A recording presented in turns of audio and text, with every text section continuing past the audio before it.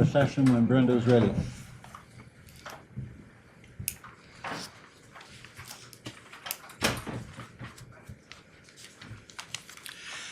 Okay, thank you very much. We are now back in regular session.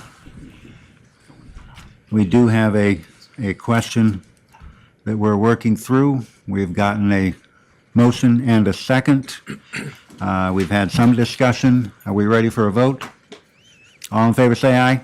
Aye. Opposed? I abstain. Yeah, very good. All right, and I believe that is carried. All right. A couple of that, Sheriff? RFPs. First one I have is 3 vacant corporal positions. Looking to fill those. All 3 are in the budget, Jan. And 2 of our corporals have been promoted. One of them took a voluntary demotion to go to a better shift. So all 3 vacancies were naturally created. Okay, I'm going to take a motion on that. Whitney will move. Thank you, and a second. So, Thank you. Discussion. Hearing none, all those in favor say aye. Aye. Opposed? That is carried. Next up. Next, I have emergency services dispatcher vacancy. It is in the budget, Jan. And we're just looking to, we've had this vacancy for a while, and we've been able to handle the volume of work with our current staffing levels. Unfortunately, with discovery laws, with FOIL requests, it's gotten to a point where we really need another dispatcher to assist. So transcribing 911 calls for evidentiary purposes, there's a lot of work that goes in behind the scenes that it's becoming very difficult with our current staffing. So we're asking to fill one of our vacancies. Okay, so, thank you, and a second. Whitney will second. Thank you. All right, further discussion on this? Hearing none, all those in favor say aye. Aye. Opposed? That is carried. Last RFP is to fill 2 deputy sheriff vacancies. They're in the budget, Jan. And we are in a position where we just got our results back from the deputy list, and for the first time ever, we were able to do an open competitive exam in addition to a promotional exam. So the results, we were a little surprised at how many people actually took the test and how many people are able for us to reach them. We have a record number from our own office that took the test, that passed the test. So they just finished the PT components of this exam, and we have a list available, and we plan on filling those vacancies. So we're looking forward to being able to staff. We have 7 current vacancies at deputy sheriff. And we have a group of deputies that were all hired at the same time just about 25 years ago that are all going to reach that retirement age this summer. And if we don't start filling some of these vacancies now, when those start to occur, we're going to be back where we started. So we really need these to get us ahead of the curve. Okay, a motion. so, Thank you, and a second. Aye. Thank you. Discussion. So I'm looking at the amount in the current budget for this position is $98,208.29 times 2. And this is the correct amount? I think they just added if you'll do the math, I think they added the benefits. Yeah. Yeah. Treasurer's agreeing with that. Okay. And that's It looks like the 100%? full, that looks like the high end of the range. Yeah. Yeah. So yes, that's within the range, right? The Correct. high end? Yep. Okay. And this is 100% county funded. Correct. And I'm reading down in the rationale and justification. It says to maintain minimum New York State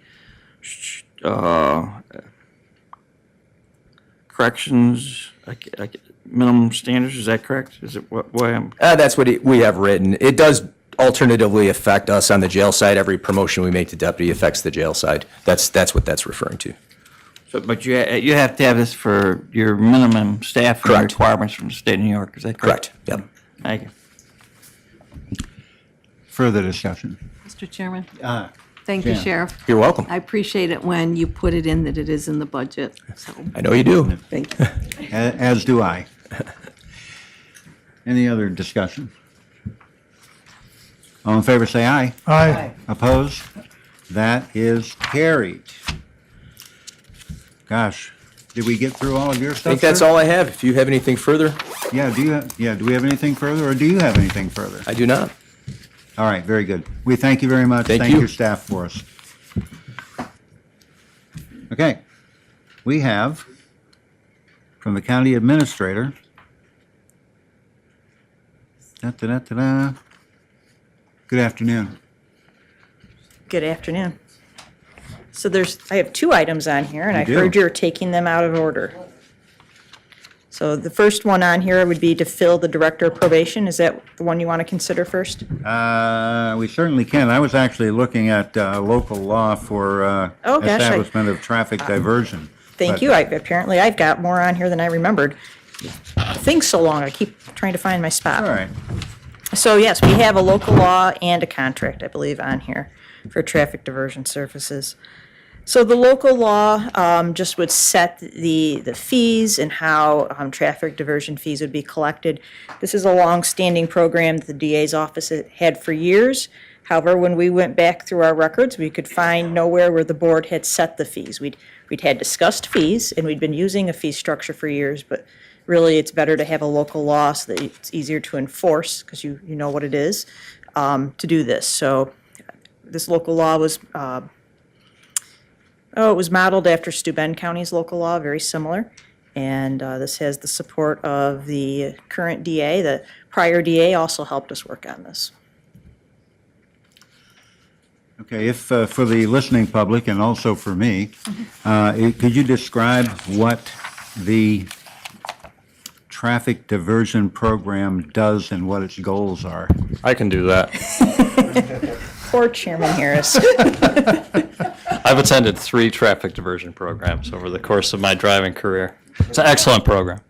But it's actually, if you get like a cell phone ticket, instead of pleading guilty or not guilty and again getting convicted, you can go to traffic diversion, you take a driver's safety course, you pay a pretty large fee, but the fee stays local. So it's a benefit to the county because you don't have the court fees that go to the state.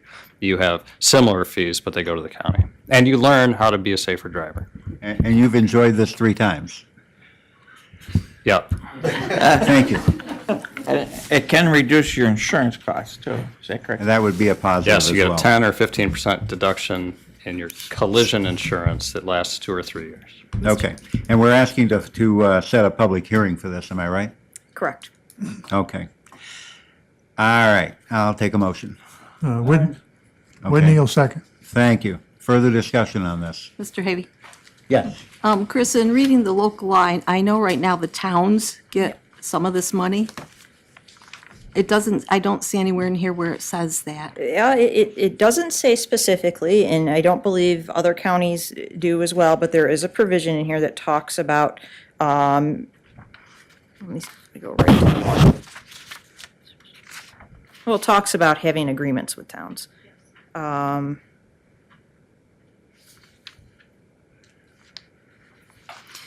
It's Section 3E, all disbursement of service charges is set forth in Section 4 below, collected by the treasurer from traffic diversion program shall be made pursuant to agreements authorized per general municipal law or memorandums of understanding by any separate resolution. So that would be if you have a contract with a municipality or an MOA with a municipality to do that, so. So under this new law, will the municipalities continue to get part of this? I thought that was the intention of the district attorney's office, and I'd have to go back and talk about those relationships, and maybe that's just like the fee. We've been doing it a long time, but we never formalized it, so. Thank you, because I mean, it's not a huge amount of money, but it is some money that the towns get currently.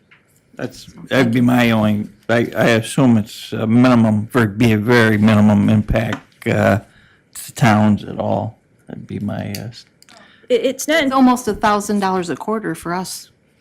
yeah, it's not intending to change any of the current relationships. It's just, normally when you have fees, there's a law that tells you what the fee structure is. There wasn't, and it also was not clear, the county treasurer has a role in collecting county monies and being part of the process. That was not clear as well as, if the budget officer has any impact. Like, right now, we have not been doing a lot of diversion services, which has impacted our budget as well, because we don't have the staff, which, that'll be the next part, the contract. In the rate. Very small increase. It actually was rounded, I believe, to 250 from 245 to 225. Should we re-examine that? or-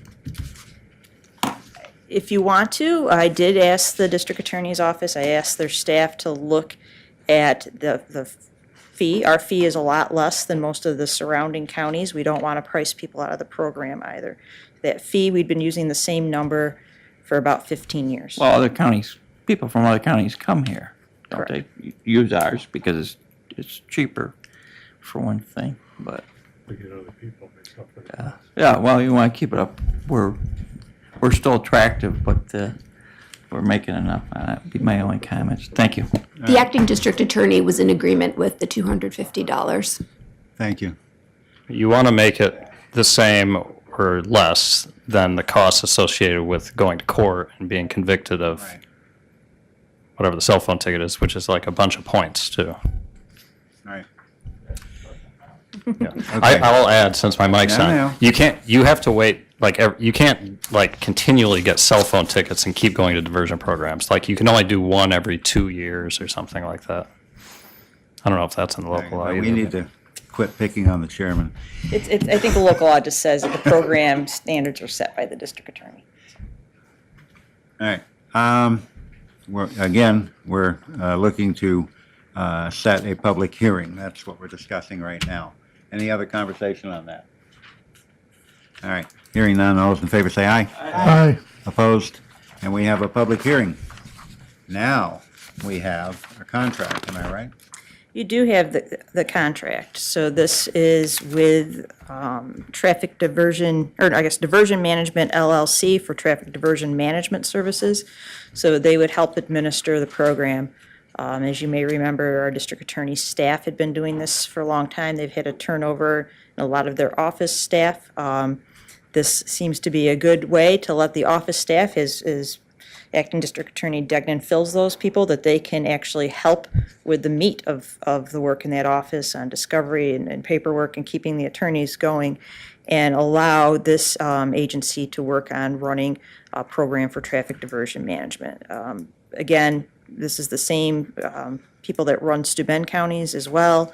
Their rates are set by how many applications they get. It's 15% of the application fee or $30 for each file, whichever is greater. Okay, a motion if we could. Vasetta move. Thank you. And a second? Somebody? Whitney will second. Thank you, sir. Discussion. Okay, hearing none. All in favor say aye. Aye. Opposed? That is carried. And yes, the next thing up would be Director of Probation, if that's Yes. okay. Yes, and I'm sorry, I was skipping to that one earlier, but as Mr. Grantier told everyone, he is planning to retire shortly, and we will need to fill his position, and this is the request to fill form. Director of Probation is unique amongst our department heads because it is a civil service position. It's a tested position. So there is a list. It is not a mandatory list because there are 2 names on there. You have to have 3 or more to be mandatory. But I do believe you have some good candidates on there, and we'll, probably talk further about how you want to go about looking at those candidates and filling positions. Okay. I'll take a motion, please. Whitney will move. Thank you, sir. In a second? Helio, second. Thank you, sir. Further discussion on this? Hearing none, all those in favor say aye. Aye. Opposed? And that is carried.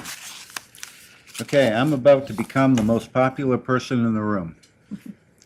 I'd like a motion to go back into executive session for one more item. Vasetta move. Thank you. In a second. I'll second.